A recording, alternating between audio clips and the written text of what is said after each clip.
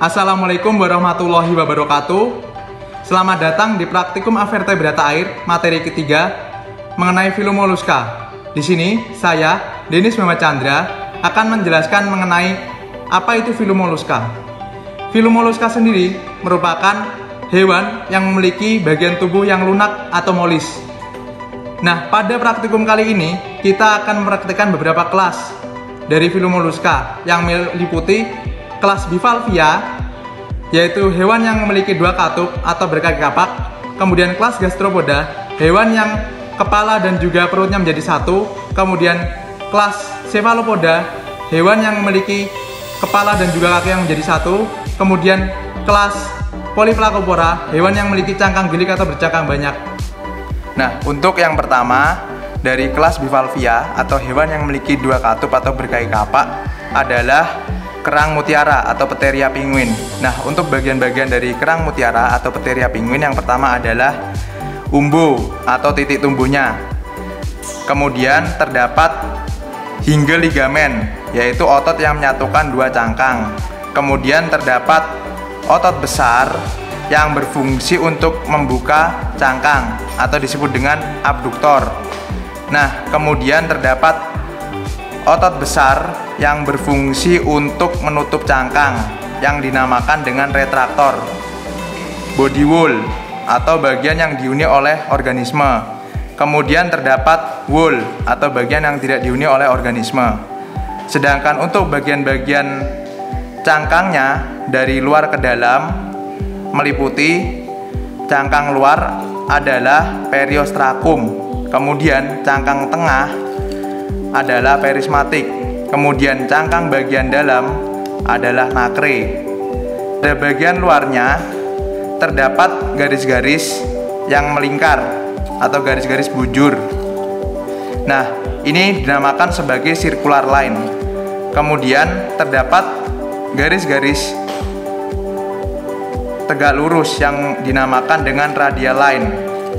Nah, untuk tipe pertumbuhan dari kerang mutiara atau Pteria penguin adalah sidenter, di mana pertumbuhan cangkangnya mengikuti dengan pertumbuhan organisme. Untuk spesies berikutnya adalah Tridacna maxima atau kerang raksasa. Nah, untuk bagian-bagiannya yang pertama meliputi umbo atau titik tumbuhnya. Kemudian terdapat hinge ligamen. Hinge ligamen ini merupakan otot yang berfungsi untuk menyatukan dua cangkang. Kemudian terdapat abduktor. Nah, abduktor ini merupakan otot besar yang berfungsi untuk membuka cangkang. Kemudian terdapat retraktor. Nah, retraktor ini merupakan otot besar yang berfungsi untuk menutupnya cangkang. Terdapat bagian yang dihuni oleh makhluk hidup atau yang dinamakan dengan body wall. Terdapat juga bagian yang tidak dihuni oleh makhluk hidup, dinamakan dengan wall. Lapisan cangkangnya dari luar ke dalam meliputi periostrakum, kemudian perismatik,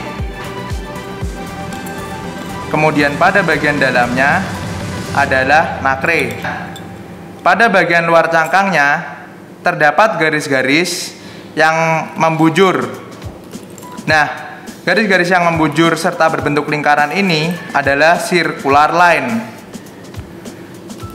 Sedangkan pada lapisan luar cangkangnya terdapat juga garis-garis yang tegak lurus terhadap cangkang, dinamakan dengan radial line. Untuk tipe pertumbuhan dari kerang raksasa ini atau Tridacna maxima adalah sidenter, di mana pertumbuhan cangkangnya selalu mengikuti pertumbuhan organismenya. Selanjutnya adalah kerang kipas atau amusium. Nah, untuk bagian-bagian dari kerang kipas atau amusium, yang pertama adalah umbo atau titik tumbuh. Kemudian terdapat juga hinge ligamen. Nah, hinge ligamen ini adalah otot yang berfungsi untuk menyatukan dua cangkang. Kemudian terdapat abduktor. Nah, abduktor ini merupakan otot yang berfungsi untuk membuka cangkang. Kemudian terdapat retraktor. Nah, retraktor ini merupakan otot besar yang berfungsi untuk menutup cangkang. Nah, pada bagian terdapat dua bagian, yaitu bagian yang dihuni oleh organisme dinamakan dengan body wall, sedangkan bagian yang tidak dihuni oleh organisme dinamakan wall. Nah, untuk susunan atau lapisan cangkangnya dari luar ke dalam meliputi periostrakum, lapisan cangkang luar, kemudian perismatik, lapisan cangkang tengah, kemudian nacre, lapisan cangkang dalam.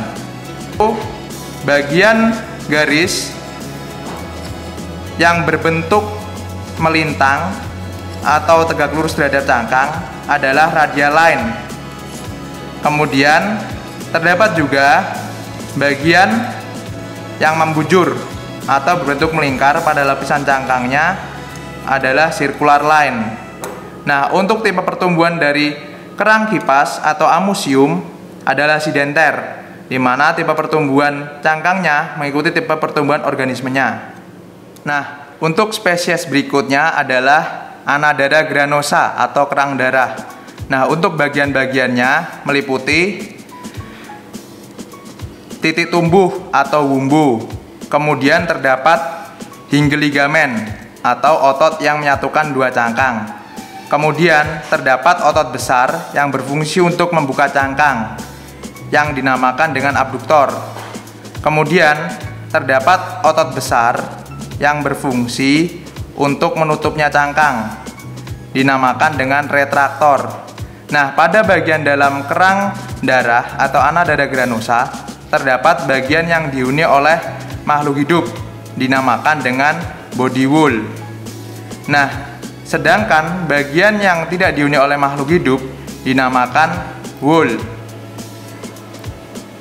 Untuk bagian-bagian cangkang dari luar ke dalam meliputi periostrakum atau bagian luar. Kemudian pada bagian tengah adalah perismatik.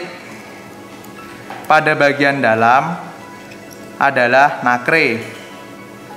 Kemudian pada bagian luar cangkang terdapat garis-garis yang membujur berbentuk melingkar yang dinamakan dengan circular line. Nah, terdapat juga garis-garis yang melintang atau tegak lurus pada cangkang dinamakan dengan radial line. Nah, untuk tipe pertumbuhan dari kerang darah atau Anadara granosa adalah sidenter, di mana pertumbuhan cangkangnya mengikuti pertumbuhan organismenya. Nah, untuk spesies berikutnya adalah Pernafridis. Bagian-bagian dari Pernafridis meliputi yang pertama adalah umbo atau titik tumbuhnya. Kemudian terdapat hinge ligamen. Hinge ligamen ini adalah otot yang berfungsi untuk menyatukan dua cangkang.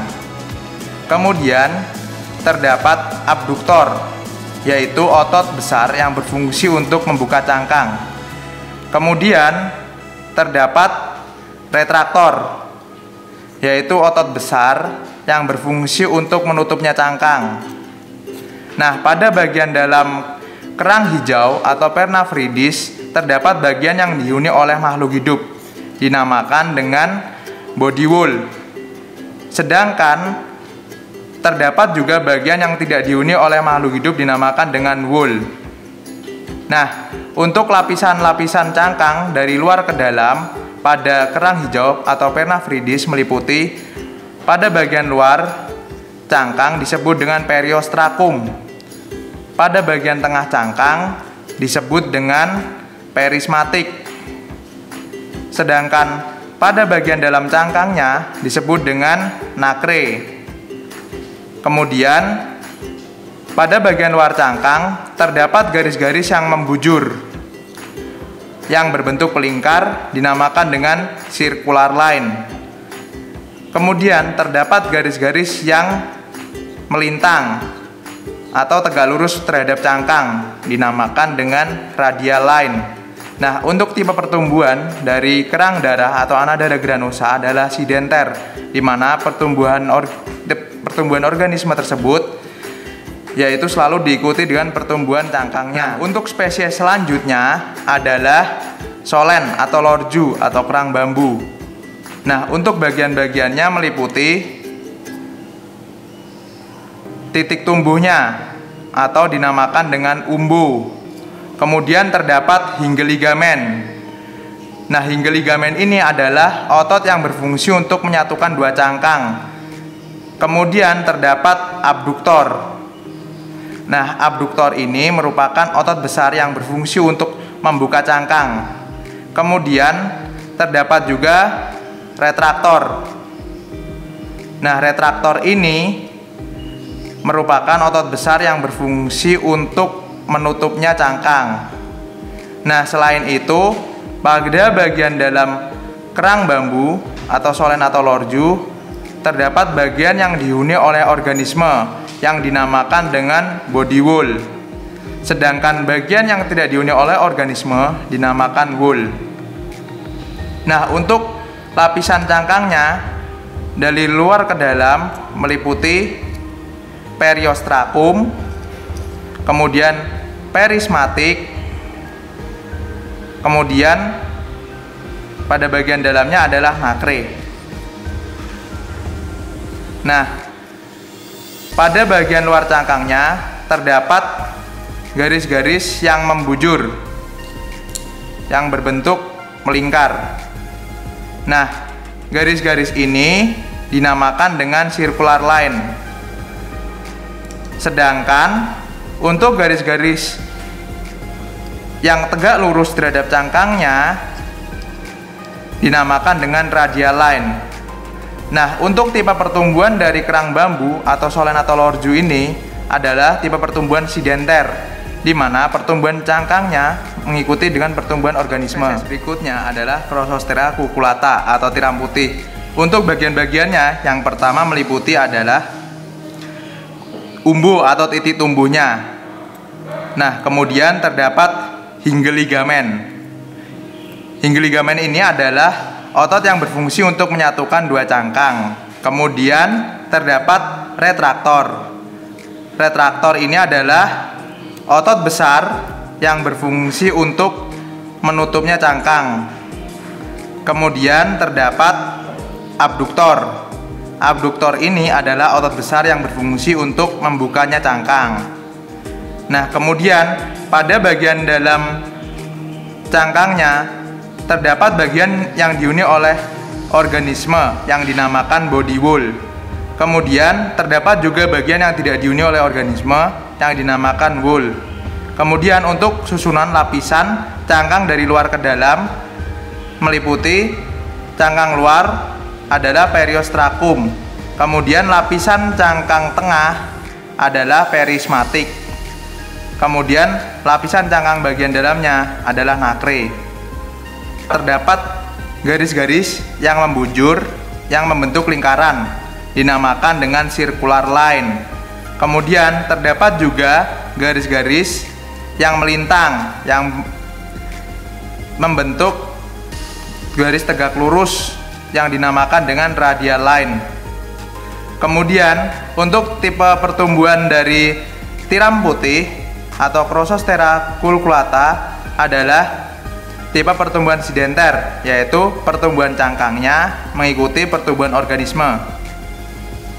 Nah, untuk spesies berikutnya adalah Crossostrea glomerata atau tiram hitam. Untuk bagian-bagiannya, yang pertama meliputi titik tumbuhnya atau umbu. Kemudian terdapat hinggel ligamen. Hinggel ligamen ini merupakan otot yang berfungsi untuk menyatukan dua cangkang. Kemudian terdapat otot besar yang berfungsi untuk membuka cangkang dinamakan abduktor. Kemudian terdapat juga otot besar yang berfungsi untuk menutupnya cangkang dinamakan dengan retraktor. Terdapat bagian yang dihuni oleh makhluk hidup dinamakan dengan body wool. Kemudian terdapat juga bagian yang tidak dihuni oleh makhluk hidup dinamakan dengan wool. Atau susunan dari luar ke dalam yang meliputi lapisan luar cangkang dinamakan dengan periostrakum. Kemudian pada bagian tengah cangkang dinamakan dengan perismatik. Kemudian pada bagian dalam cangkangnya dinamakan dengan nacre. Garis-garis yang melingkar dinamakan dengan circular line. Terdapat juga garis-garis yang tegak lurus pada cangkang lapisan luarnya dinamakan dengan radial line. Tipe pertumbuhan dari tiram hitam atau Crossostrea glomerata adalah tipe pertumbuhan sidenter, di mana tipe pertumbuhannya cangkang mengikuti dengan tipe pertumbuhan organismenya. Selanjutnya, kita akan memasuki kelas yang kedua, yaitu kelas gastropoda atau hewan yang memiliki kaki dan perut yang menjadi satu. Untuk spesies yang pertama yaitu adalah Trochus maculatus atau keong bintik. Untuk bagian-bagian dari keong bintik meliputi yang pertama adalah titik tumbuhnya atau apek. Kemudian untuk lapisan luar cangkangnya kita sebut sebagai periostracum. Nah, pada bagian tengah cangkang disebut dengan perismatik. Sedangkan pada bagian dalam cangkang disebut dengan nacre. Mbak Jihan, apa Mbak? Kemudian pada bagian dalam cangkang terdapat bagian yang dihuni oleh organisme yang dinamakan dengan body wall. Sedangkan bagian yang tidak dihuni oleh organisme dinamakan dengan wool. Selain itu, terdapat juga bagian yang berfungsi untuk keluar masuknya organisme yang disebut dengan aperture. Nah, kemudian pada bagian luar cangkang terdapat perputaran cangkang gastropoda dengan sumbu putaran 180 derajat yang dinamakan dengan torsi. Nah, untuk arah torsi ini sendiri, apabila arah torsinya searah dengan jarum jam atau perputaran arah torsinya searah dengan jarum jam disebut dengan sinistral. Kemudian terdapat ulir-ulir pada cangkang Trochus maculatus atau keong bintik yang dinamakan dengan spear. Spesies yang kedua adalah Murex tribulus atau keong sisir. Untuk bagian-bagian keong sisir, yang pertama adalah titik tumbuhnya atau yang disebut dengan apex. Kemudian terdapat bagian lapisan cangkang dari luar ke dalam yang meliputi lapisan luar cangkang disebut dengan periostracum. Kemudian lapisan tengah cangkang disebut dengan perismatik. Kemudian lapisan dalam cangkang disebut dengan nacre.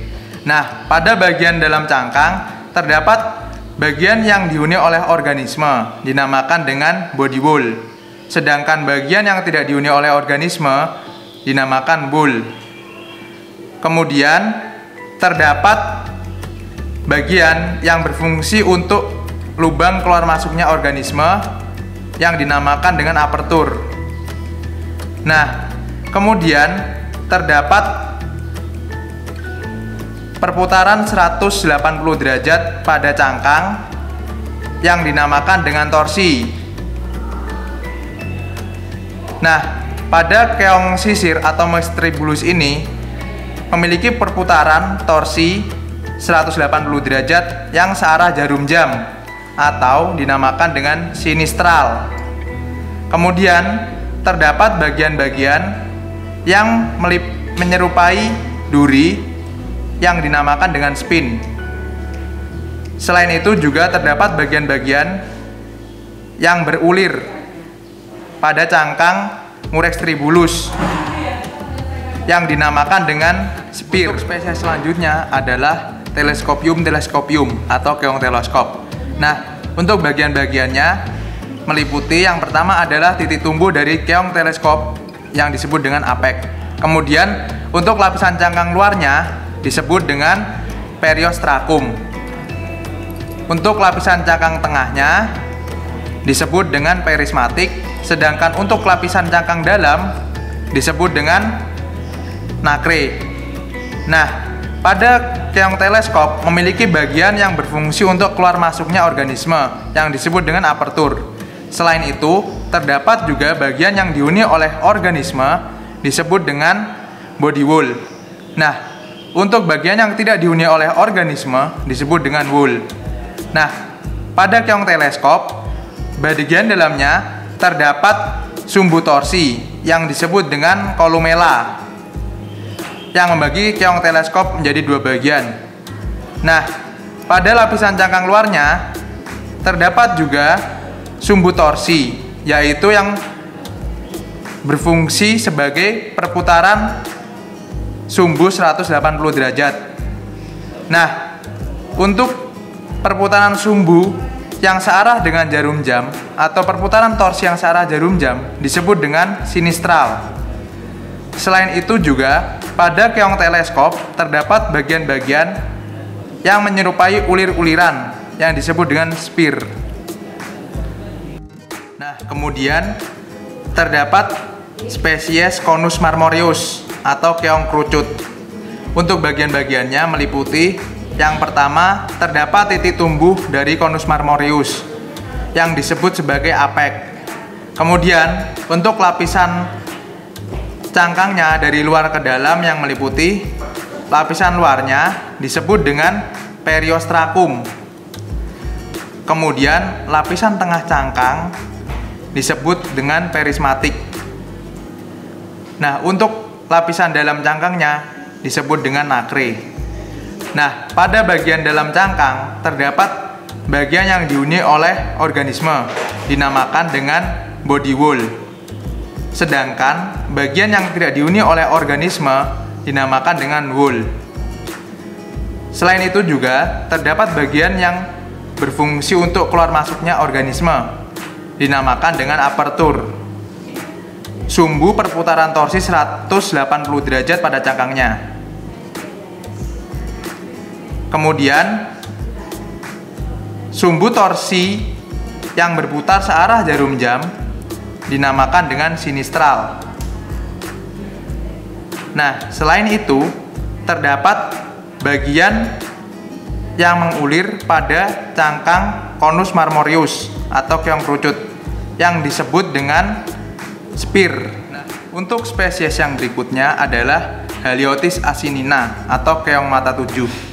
Nah, untuk bagian keong mata tujuh yang pertama adalah titik tumbuhnya yang disebut dengan apek. Kemudian, untuk lapisan luar cangkangnya disebut dengan periostrakum. Untuk lapisan tengah cangkangnya disebut dengan perismatik. Sedangkan untuk lapisan dalam cangkangnya disebut dengan nacre.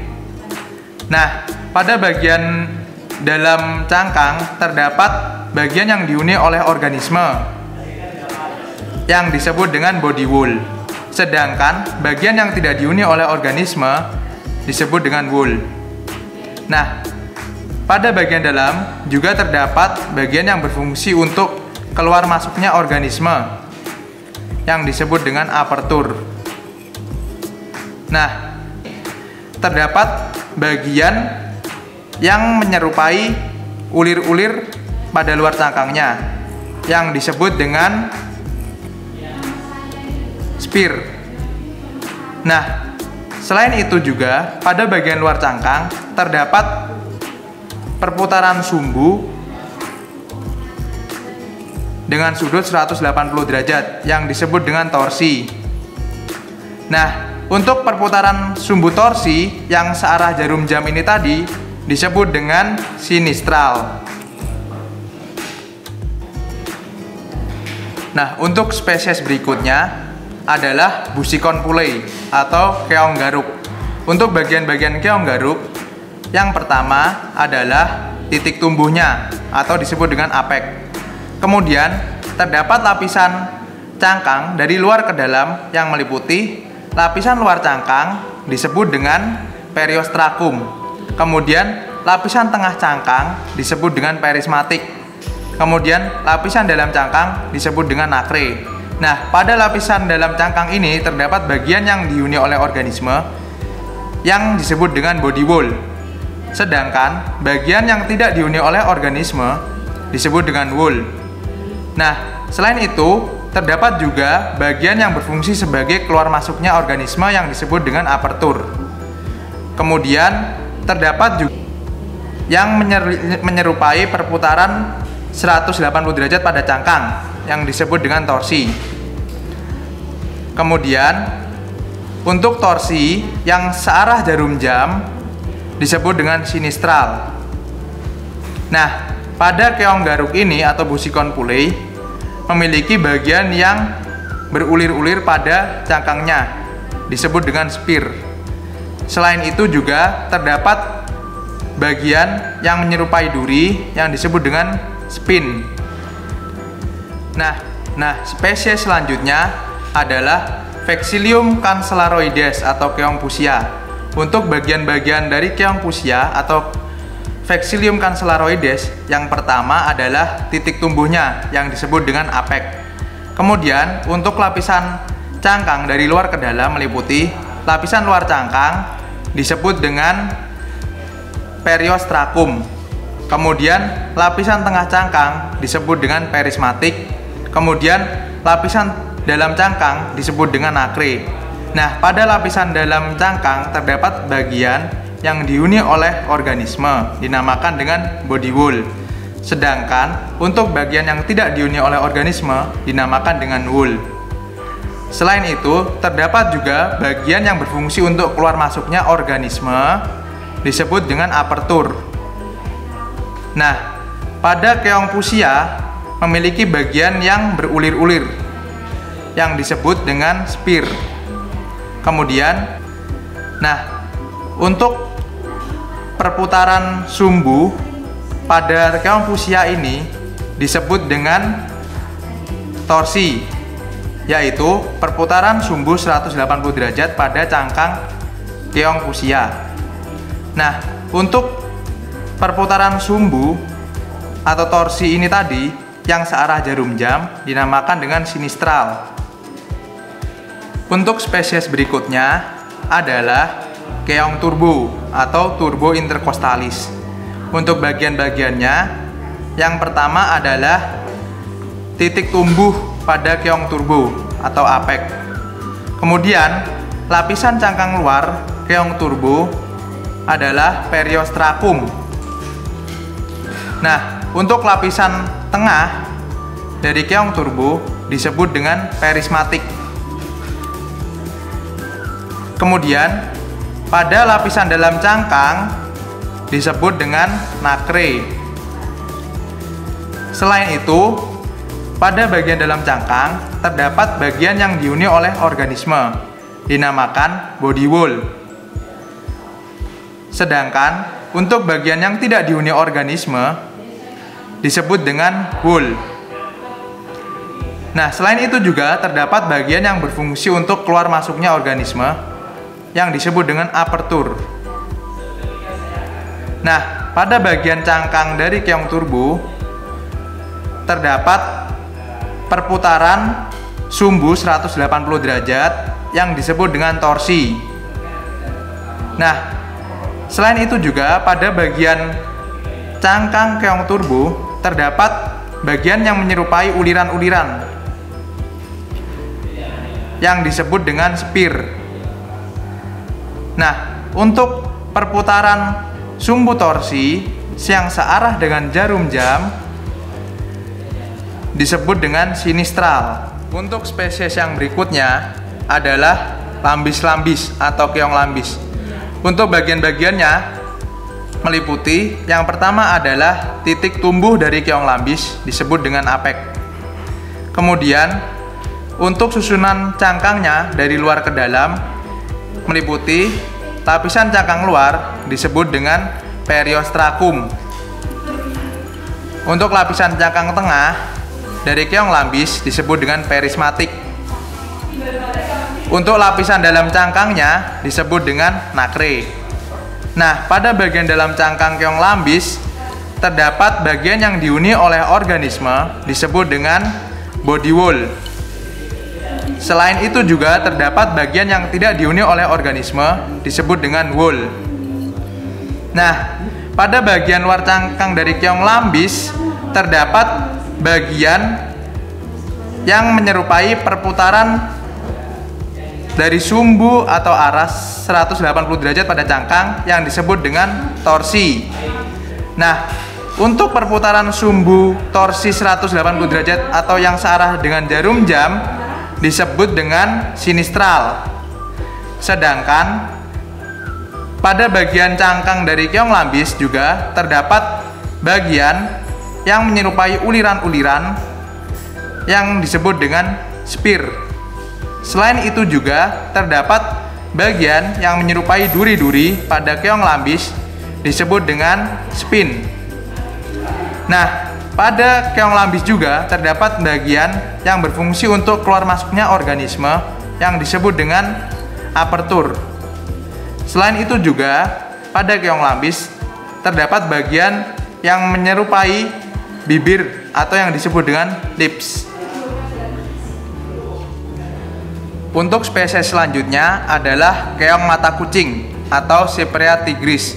Untuk bagian-bagian dari keong mata kucing atau Cyprea tigris, yang pertama adalah terdapat titik tumbuh yang disebut dengan apek. Kemudian untuk lapisan cangkangnya dari luar ke dalam adalah untuk lapisan luar cangkangnya disebut dengan periostracum. Untuk lapisan tengah cangkangnya disebut dengan perismatik, sedangkan untuk lapisan dalam cangkangnya disebut dengan nacre.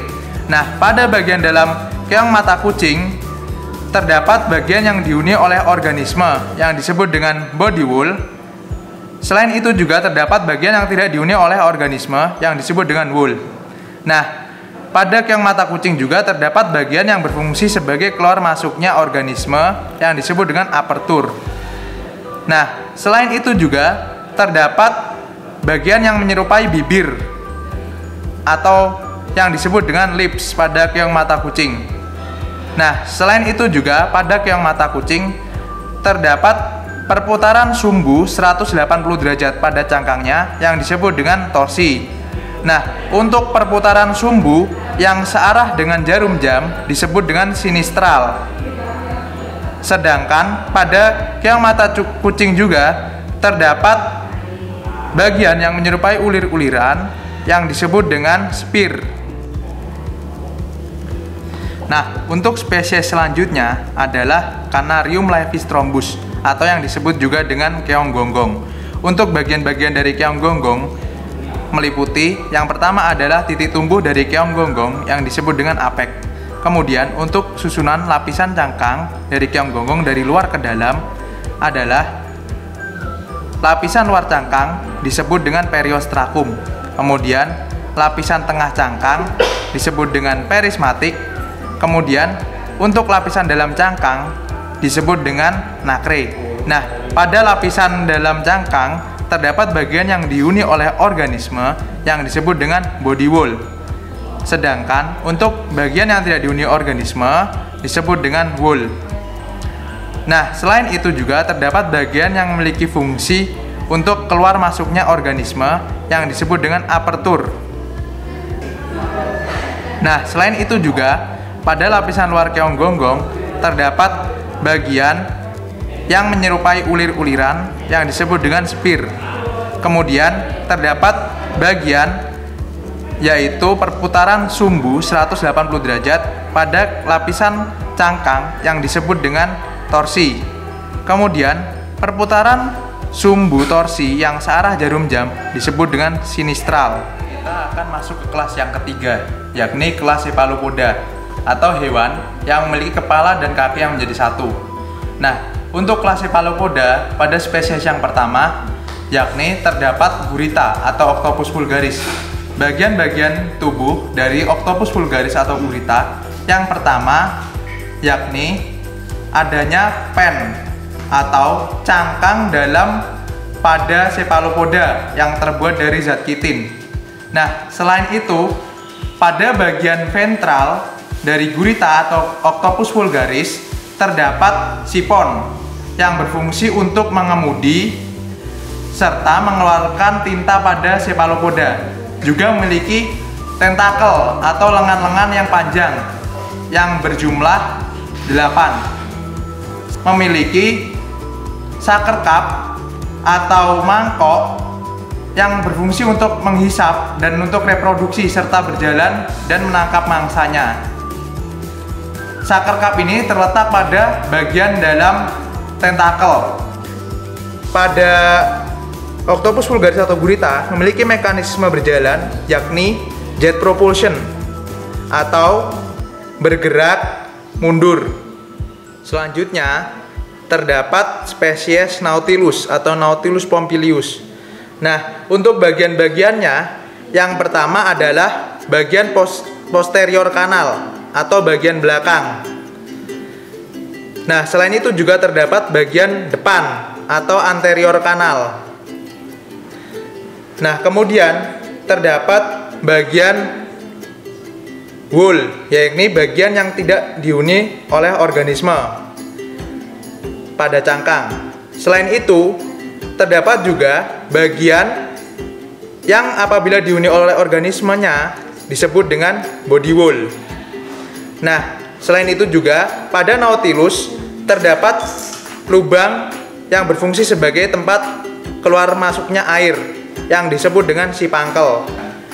Terdapat bagian yang berfungsi sebagai sipon pada organismenya. Sipon sendiri yakni memiliki fungsi sebagai alat pengemudi dan mengeluarkan tinta. Untuk gambaran lebih jelasnya mengenai lubang sirkulasi air pada Nautilus adalah sebagai berikut. Spesies berikutnya adalah Sepia sp atau sotong. Nah, untuk bagian-bagian dari Sepia sp atau sotong, yang pertama adalah bagian atas yang disebut sebagai anterior kanal. Kemudian terdapat bagian bawah hingga tentakel yang disebut sebagai posterior kanal. Nah, selain itu, pada Sepia sp atau sotong memiliki fin atau sirip. Nah, fin atau sirip pada sotong tadi atau Sepia sp memiliki bentukan memanjang dari anterior hingga posterior. Kemudian, selain fin, pada Sepia sp memiliki pen, bentukan pen atau yang berfungsi sebagai penyangga yang terbuat dari kalsium karbonat. Nah, berikut ini adalah pen dari Sepia sp. Terdapat juga bentukan tentakel atau lengan-lengan pada Sepia sp atau sotong. Nah, berikut ini adalah salah satu tentakel dari Sepia sp atau sotong. Kemudian terdapat dua lengan yang memanjang pada Sepia sp atau sotong yang disebut sebagai Haetotilus. Haetotilus ini berfungsi untuk perpanjangan lengan pada sotong yang berfungsi untuk reproduksi. Nah, selain itu, pada setiap tentakel di dalamnya terdapat sucker cup atau bentukan seperti mangkok penghisap yang berfungsi untuk reproduksi dan juga untuk penghisap serta berjalan dan untuk menangkap mangsa. Nah, berikut ini adalah bentukan sucker cup. Terdapat bentukan sipon. Sipon ini berfungsi untuk mengemudi dan mengeluarkan tinta pada. Nah, cara berjalan pada Sepia sp atau sotong adalah dengan cara berjalan jet propulsion, yakni dengan berjalan mundur atau dengan menembakkan tintanya. Nah, untuk spesies selanjutnya adalah Loligo indica atau cumi-cumi. Untuk bagian-bagian dari Loligo indica atau cumi-cumi, yang pertama adalah dari bagian atas, yakni bagian atas adalah anterior kanal. Kemudian pada bagian bawah hingga tentakel adalah posterior kanal. Nah, selain itu terdapat bagian-bagian yang menyerupai sirip adalah fin. Nah, fin pada cumi-cumi atau Loligo indica ini adalah hanya pada anterior kanal saja. Pada Loligo indica terdapat pen yang berfungsi untuk menyangga tubuh yang terbuat dari zat kitin. Kemudian terdapat kaki-kaki atau lengan yang disebut dengan tentakel. Nah, di dalam tentakel terdapat bentukan seperti mangkok yang berfungsi untuk penghisap serta reproduksi dan menangkap mangsa yang disebut dengan sucker cup. Nah, selanjutnya perpanjangan dari lengan-lengan Loligo indica yang berfungsi untuk reproduksi pada Loligo indica disebut dengan Hyotilus. Nah, selain itu, pada bagian posterior kanal juga terdapat bentukan sipon. Nah, sipon ini berfungsi untuk mengendalikan dan mengemudi pada Loligo indica. Nah, ini merupakan bentukan dari sipon. Untuk cara berjalan dari Loligo indica atau cumi-cumi adalah dengan jet propulsion atau dengan menembakkan tintanya.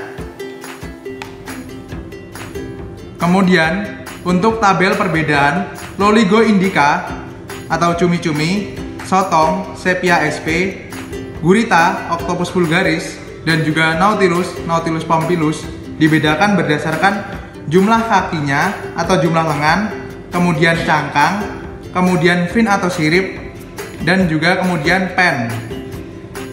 Yang pertama, dari jumlah kaki atau jumlah lengan, untuk Loligo indica memiliki jumlah kaki atau jumlah lengan 2 panjang dan 8 pendek. Untuk sepia sp atau sotong memiliki jumlah kaki atau jumlah lengan dengan 2 panjang 8 pendek. Kemudian untuk octopus vulgaris atau gurita memiliki jumlah kaki atau jumlah lengan 8 panjang semua. Kemudian untuk nautilus pompilus memiliki jumlah kaki atau jumlah lengan 10 pendek semua. Kemudian untuk cangkang pada Loligo indica atau cumi-cumi tidak memiliki cangkang. Pada sepia sp atau sotong tidak memiliki cangkang. Pada octopus vulgaris atau gurita tidak memiliki cangkang. Kemudian untuk nautilus pompilus atau nautilus memiliki cangkang. Kemudian untuk sirip atau finnya pada Loligo indica atau cumi-cumi memiliki sirip yang pendek dan lebar pada anterior kanal. Sedangkan pada sepia sp atau sotong memiliki sirip atau fin yang panjang. Nah, untuk spesies selanjutnya adalah chiton atau Chiton magnificus. Nah, untuk bagian-bagiannya meliputi yang pertama adalah tegmentum atau lapisan luar cangkang chiton. Kemudian terdapat cangkang. Kemudian terdapat girdle atau mantel pada chiton. Kemudian terdapat lapisan tengah cangkang atau yang kita sebut sebagai prismatik. Kemudian terdapat lapisan dalam cangkang atau articulamentum. Kemudian pada chiton terdapat radula atau biji parut. Nah, kemudian pada chiton juga terdapat insang. Untuk daftar istilah pada filum Mollusca, yang pertama abduktor merupakan otot besar untuk membukanya cangkang. Kemudian apek merupakan titik tumbuh pada gastropoda. Kemudian anterior kanal merupakan bagian depan pada cephalopoda. Kemudian apertur merupakan lubang keluar masuknya organisme. Kemudian articulamentum merupakan bagian dalam chiton. Kemudian body wall merupakan bagian yang dihuni oleh organisme. Kemudian byssus merupakan bulu halus pada kerang hijau yang berfungsi untuk menempel pada substrat. Kemudian circular line merupakan garis yang melengkung cangkang bivalvia. Kemudian columella merupakan sumbu torsi pada keong teleskop. Kemudian dextral merupakan perputaran berlawanan arah jarum jam pada torsi. Kemudian fin merupakan sirip atau sayap pada cumi-cumi dan sotong. Kemudian girdle merupakan mantel pada chiton. Kemudian Hyotilus merupakan perpanjangan lengan tentakel pada sotong dan cumi-cumi untuk reproduksi. Kemudian hinge ligamen merupakan engsel atau tulang atau otot yang berfungsi untuk menyatukan dua katup atau dua cangkang. Kemudian jet propulsion merupakan cara berjalan pada cephalopoda. Kemudian lips, inner maupun outer merupakan bibir pada luar pada keong mata kucing. Kemudian lubang sirkulasi air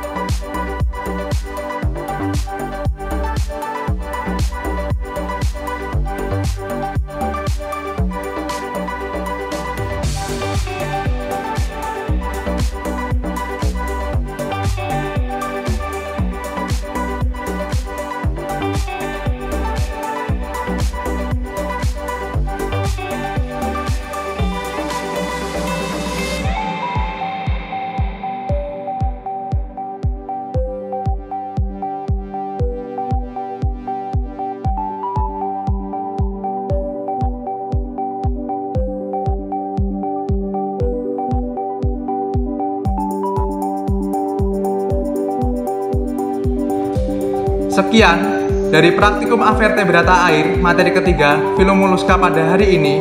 Apabila ada kurang dan lebihnya, kami dari tim asisten mohon maaf yang sebesar-besarnya. Wabillahi taufiq wal hidayah. Wassalamualaikum warahmatullahi wabarakatuh.